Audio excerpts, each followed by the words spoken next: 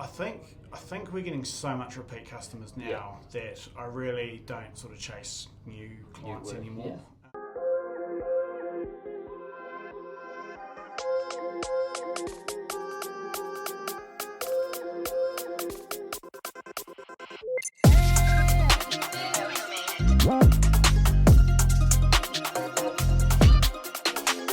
Hey, I'm here with Adam Beswick from Next Level Joinery, trade qualified builder, Master Joiners 2021. First Instagram post 2018 September.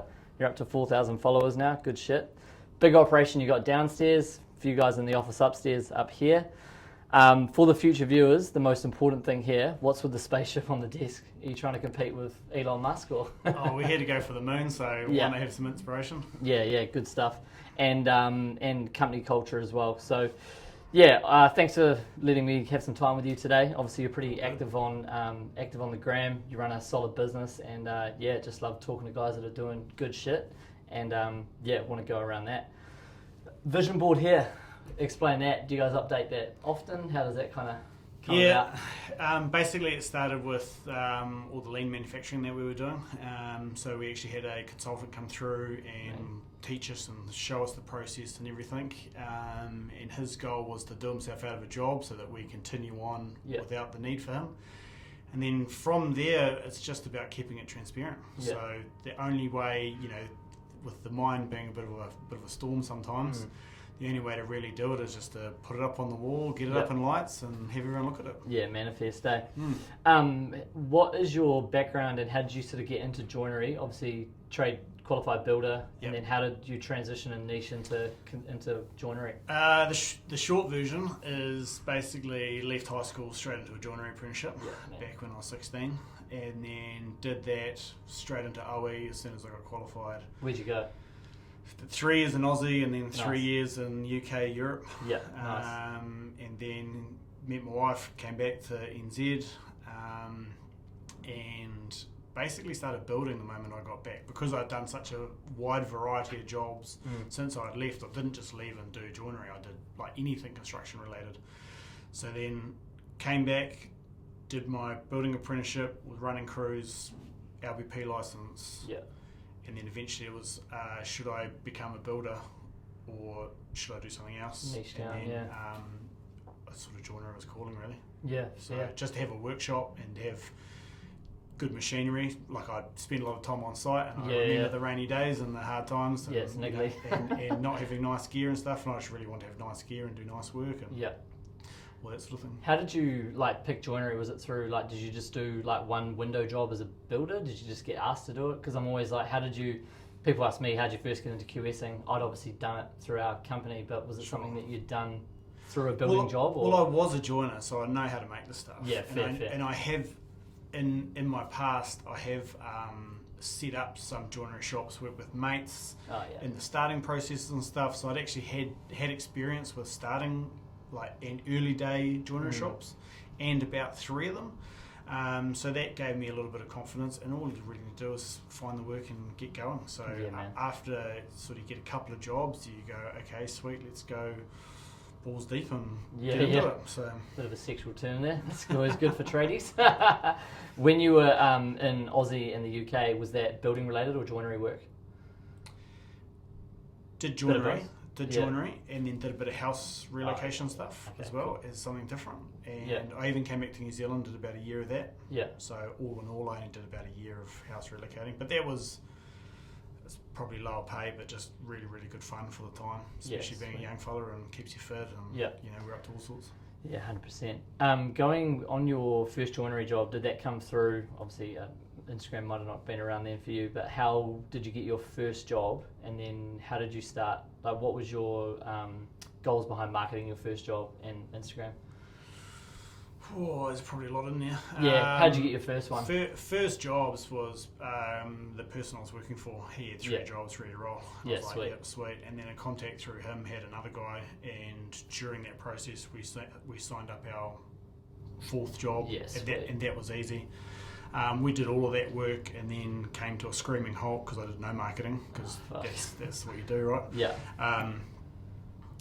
In the early days, I literally printed off suburbs of Auckland, Yeah, nice. and I drove every street, and I went on to every building site, and I went, hey, my name's Adam, I do joinery. Get some joinery off me. Easy as and that. There are a lot of losses. Yeah. Well, not losses, but there are a lot of no's, and every now and again there was a yes. Yeah. And then in the first 6 months, I secured about 600k worth of doors and windows. Just from 2 jobs. Driving around. Two jobs, I got 600k's worth of 2 big jobs. Just door knocking, eh? And then we realised we couldn't actually do it in the workshop that we're in. So within the first 9 months, we moved to this place here. Yeah. And you've been here ever since? Been here ever since. Yeah.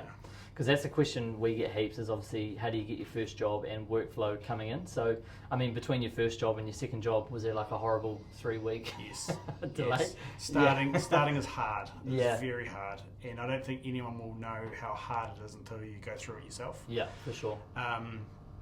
And it's what they say, there are massive lows, and when there are lows, that's literally where you do the most hustle, the most grind, you work your ass off, and you just get it done. Do you enjoy sales, or do you get anxiety from it? Both. It's hard, right? Like I'm not a natural speaker or anything. Like I totally get nervous doing all that sort of stuff. It must be getting easier because I think about it a lot less, so I'll just say that. But I definitely like the chase, and I do actually genuinely like winning a really good job with a really good client that I know we're going to absolutely knock out the park, and be really genuine with it as well. I think that to me is the most solid win I could ever have. Yeah. I feel like a common thing in building is obviously big building jobs, and I've seen heaps of your clients that they're probably on jobs for 6 months to a year. Yep. Maintaining a relationship with a client can be fucking hard work. You're kind of in and out. Yes, but like only recently we've had very, very consistent large jobs where they are running over long time spans. But regardless, like Auckland's a small place. Like, I want to have that relationship through them for years and years and years on multiple jobs. So lasting the distance over 6 months really should be easy. And if it's not easy, well then there's your problem. So we try and keep it as easy as we can, even over those long durations, because we want to be consistent. We want to be doing your next job and the jobs after that, and we want to be your number one joiner that you rely on. So. From like a new business perspective, say obviously one job might take you a month or a couple months. How do you manage, like what's your percentage between existing clientele and new clientele? Like how many new clients are you getting, say, on a monthly basis? Oh wow. Ballpark, just for... I think we're getting so much repeat customers now that I really don't sort of chase new clients anymore. So I think it would be quite high for repeat customers because most of the people that use us become repeat. Keep coming back. We definitely have huge amounts of people like getting us to price stuff and all that. But I would say that people who are using us are a little bit less and less, mainly because trying to get our lead time in and that sort of thing. Once I get our first job in with people, I know that we're rolling off that. You keep coming back. I think actually getting the first job done is probably the hardest part, and then it just rolls a lot easier after that. Once they know us, we know them. It's a lot easier. Yeah, I know. Interrupt 1 second. I think your mic's flipped over there. Adam, it's just have it facing up. Is that okay? Oh, you're good. Yeah. It's just what happens is just they flop down on the t-shirts. Cool. That look good? Yeah. Builders are obviously this whole quoting for free. I don't know if I sent you that quote pack. It's something I fucked around with a little bit with trying to get clients to pay for quotes. Do you have like a same process in your business for builders? Like obviously if it's an existing customer, happy days. New customers, do you have like a process on how you deal with those? Oh, we quote it for everyone. It's probably not the way it should be or the way I want to, but it is the market, and it is, if you're doing what we're doing, that's hustling to increase what we are capable of. We are willing to quote whatever comes our way. I've got another QS on board, so it's not me doing the pricing anymore. It was in the very early days, but it's gotten a lot more dialed since then. So we're fairly happy with knowing what we can price. We're getting better at saying just no, that's not us, and that's probably the best thing. Is just going, hey, that's not a job that would be sort of in our range. Yeah. I think with timber joinery, like obviously, I mean, shit, we would probably use, no offense to timber joinery, but we would probably use 1 in every 5 jobs would be a timber joinery job. Most of it's Timber joinery is 3% of the market. Yeah, crazy. So there you go. Yeah. So I feel like you're almost not selling when people come to inquire with you, if it's so niche. And do you find you have a lot of competition? In joinery or in your timber niche? You're in a very specific definitely. niche. Yeah, definitely. There's always competition, especially within a niche. So there's other niche guys out there who are gunning for it. I mean, if anything, they've been around a very long time, and here we are trying to rustle the feathers, you know. Yeah. So, and we've been doing that quite successfully for a while. Yeah, nice. So it is a very established industry, so it's not something that's just sprung up or anything. Yeah. But it is definitely somewhere where I saw an opportunity and thought, fuck, let's go. Well, anyone getting, I just feel like anyone getting timber joinery it's either a high-end renovation or a brand new build, and people got, because for a stacker, you're looking at double the cost, like Easy. $6,500 for aluminium. Timber's Easy. $12,000 easy, eh? Yeah, definitely. I find that I'm trying to compete. Well, my attitude around it all is trying to compete less with other joiners and actually go, hey, timber joinery is, very, very good all on its own right. So we're actually trying to make it so that people are choosing timber joinery over aluminium joinery, for example. Yeah, so, absolutely. And that's where our marketing and everything is sort of going. Yep. Staffing issues is something we always get hit up about, and obviously it's a huge problem in any industry. Your existing clients is a good base. How do you deal with building like a good culture, keeping good guys around, and do you hire off no experience or experience only? It just depends where you're at. We love experience, especially if you've been doing it the New Zealand way as well. There's a lot of people who know woodworking and can build and stuff, but doing our niche is quite a rare find. Our ideal is to have actual experience, ideally working currently doing that and coming over to us, or the next one after that is just having a little bit of experience and then we sort of show you the rest. So yeah, nice. Was finding QSs hard? I feel like QSs in any industry is always quite hard to find. You don't find QSs, you train them. Yeah, okay. Yeah, so we've just taken our guys and turned them into QSs. Yeah, nice. Basically, yeah. How did you look at pricing your first sort of jobs? Like, how did you go about it? So we purchased the software that is specific for timber joinery. Yeah, and nice. to be honest, a lot of guys out there are using it, so not everyone. And it's worked really, really well for us. Our first QS, he actually had some experience with us already. Yeah. So, and after that, we've been training QSs, and he's turned into a really professional-looking offer that we have. Yeah, so sweet. The software is actually really, really good, and we leverage it as much as we can. What's the software called? Woodman. And does it just do literally like when you drag like a measure over it? Does it kind of just give you? No. Do you measure it in linear or square meters? It is like using pre-Windows 95. It is old school as you have to like clink, clink, clink, clink and type it all in. So it is a bit clunky like that, but what it does is it spits you out an amazing calculation. Yeah, sweet.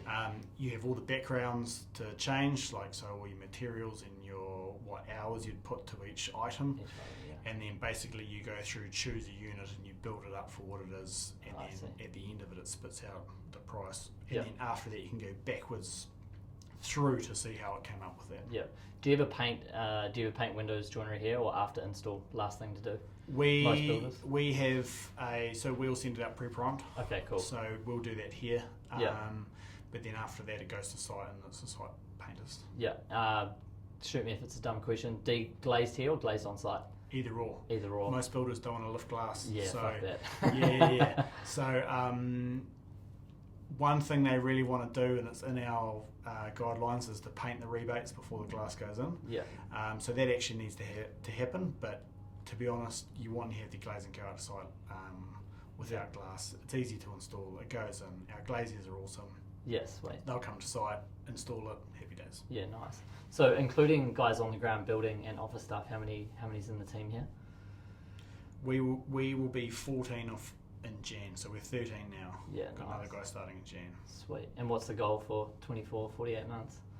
To be honest, we've had a few hires this year, and rather than just carrying on growing out of control, the guys that we have, we just need to get really trained up and happy with that. So if you just keep hiring, you're just going to make silly mistakes, and that's sort of not the way forward. So my mindset is to hire a bunch of guys and just let them have some time to mold into the role. role. Exactly, and actually know what our product is inside and out. So we're sort of at the stage now where we want to do that. We just want to get everyone like humming.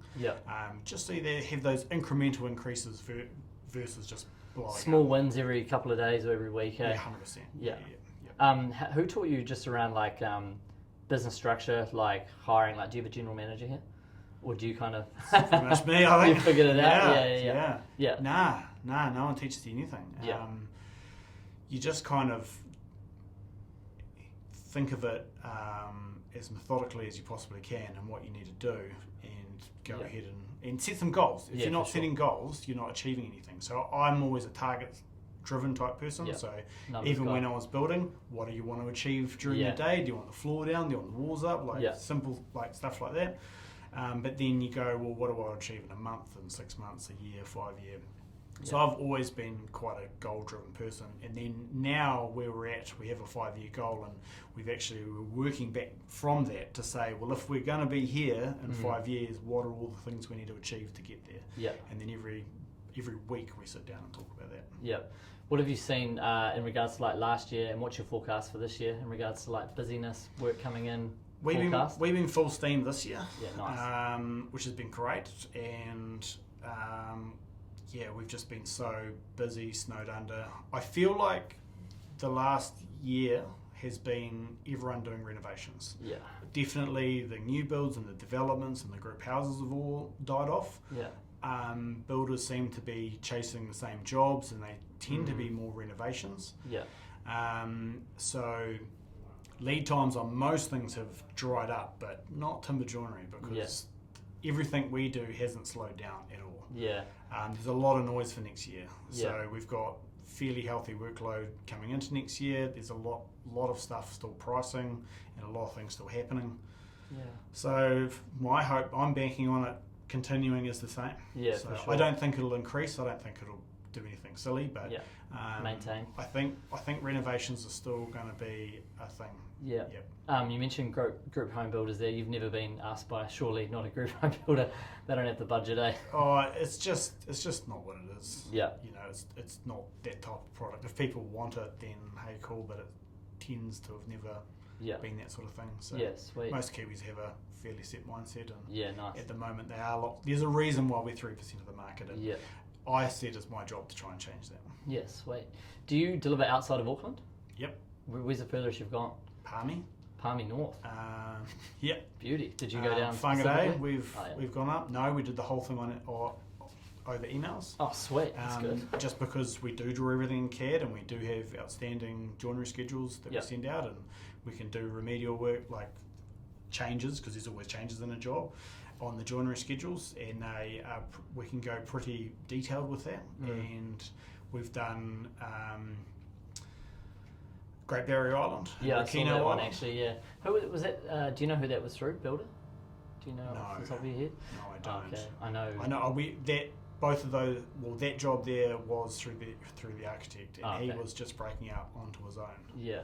So the job's gone really well. So there's lots of back and forth, really good communication, and once we drew up everything that we needed to build, we've made it, we've sent it over, and it's gone in first time. Nice. So, how do you deal with, have you ever had any builders sort of come back and kick up a fuss on, this is fucking wrong, that's not right, blah, blah, blah? Yeah, all the time. Do you guys go out to site and do changes there?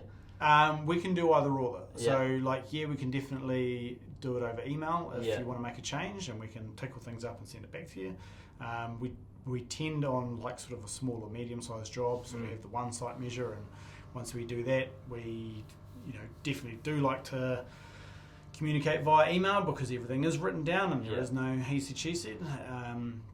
But then on those bigger jobs, especially with stages, Yeah. you might go out and you might measure stage 1, stage 2, stage 3. Yeah. So Yeah. and if there's major changes, we can come out and work through those as well. So Yeah. and redo things. Yeah, yeah. I've always find like managing expectations and managing changes, variations is such a killer on all jobs. Like We had so many problems with that in our early days that's pretty much the catalyst for us getting really good at the admin and me having so many guys in the office, because if you don't, then you're just chasing your tail and you're just making stuff up all the time, and that's what people don't want. So our goal is to have it right first time, and I know that's an easy thing to say, but we really do try and change things and tickle up our process all the time, just so that we're continually improving it to get to there. Yeah, and like with leads coming into the office, does each QS or person in the office deal with sort of X amount of jobs each? So it's not like, is it one communal inbox, or does a lead come in and get filtered out to one person? Like, how does that work? It's a progress and development at the moment, because we've just the types of jobs we've got on at the moment and where our guys are at. But basically, there is a communal inbox, okay, cool. And our lead QS is actually running quite a lot of the jobs, so he has less time for it. And our more junior QS is basically he's doing most of it, all the stuff that he feel he can tackle. And then obviously asking lots of questions, and there's a lot of communication between the guys. And that's pretty much how we feather it out. We talk about it every week so we know what's going on. So basically, the moment you make an inquiry, we make a folder. So we start making a folder, we put all the information in there, and then it goes from there. Because if you keep talking about it, you've got to keep filling up that folder. Because if someone's away, or you're sick, or naturally we're all on a holiday at some stage, you still have all that information there in one hub. Is there a good company culture with winning work, like sales related? Does everyone have a bell they ring when someone's we've got a good booze cabinet. I don't know if you've seen it. So a few of the builders have mentioned that when they come in. So yeah, definitely. You got to have it. You got to have a good vibe sometime, and you got to celebrate the wins, man. There's 100%. Plenty of times when you're doing an uphill battle, so you got to celebrate the wins. Yeah, it can be tough, eh? I had a couple more I just wanted to go through. Have you ever had, this is a big one, obviously payments and cash flow is a killer for builders and that. Have you ever had to, maybe not threaten, but physically say, hey, I'm going to come and take my joinery unit back unless you pay the rest of your invoice? Nah, not quite? not that. Definitely, that's sort of not my style, but we are full payment before delivery. Yeah, fair. So we're 50% deposit. 50% before it hits the truck? Yeah, well 50% before we start. Okay. So before we come to site and measure, and then 50% before delivery. So that is the main driver where we aren't in that position. We are a supplier, and I know that builders are used to having, payments on the 20th of the following and going through merchant. People can go through the merchant for us if they want. Yeah. So that is an option, and then they get their payment terms, but they obviously pay a margin through the merchant. So otherwise, we pretty much collect before delivery. So I've got one job at the moment that's out the back that hasn't been paid for, and we're not releasing it. Yeah. So and the job's gone. Hazer. It's pretty terrible. Yeah. Do you see many of that at your level? Obviously, 3% of the industry, everyone's kind of got money at that. Nah. Yeah. I don't see a lot of it.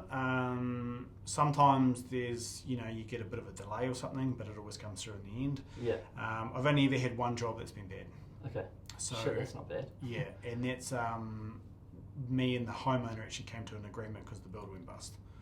So it was very niggly, and I feel for the homeowner and stuff too, but thankfully that's the only time it's happened to us. Yeah, I feel like every other week there's a liquidation or someone goes bust, and they have no idea the fucking trail effect for that. It's massive. I don't know, we dealt with a few. We've obviously done some cost estimates, and then builders gone bust, and we've had to go, and once they've gone, they're 70% of the way through the job, and it's like, what's it going to cost to finish? And it always is just so much more than what they think. But yeah. Couple more rows, sorry.